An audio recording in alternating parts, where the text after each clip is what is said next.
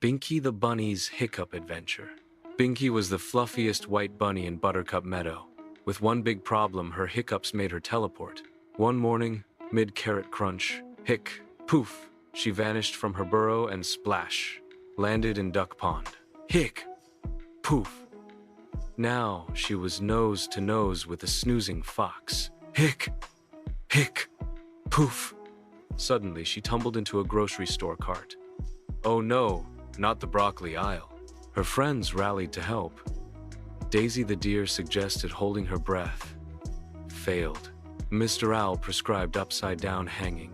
Disaster.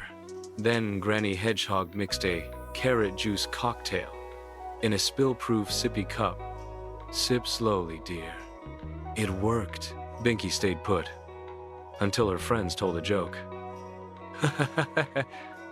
Poof, she reappeared on a parade float, waving to confused onlookers.